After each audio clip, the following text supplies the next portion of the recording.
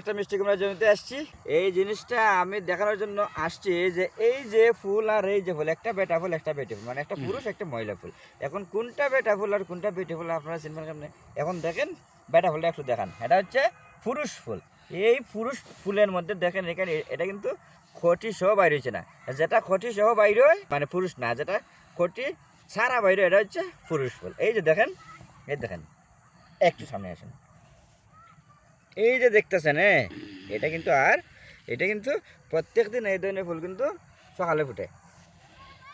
এখন দেখেন এই যে দেখতেছেন এই জিনিসটা, এই যে ভিতরের যে লম্বা জিনিসটা, একটু আগাও না, ভিতরে যে লম্বা জিনিসটা এটা কিন্তু পরাগরেণু, এটা হচ্ছে পরাগরেণু। এবং এই পরাগরেণু দিয়া প্রতিদিন সকালে খুব ভোরে একটা পরাগরেণু এখান থেকে ছুটাইয়া 5টা স্ত্রী ফুলের মধ্যে যদি হালকা হয়ে ঘষা দেওয়া যায়, এটা বলে কৃত্রিম পরাগায়ন।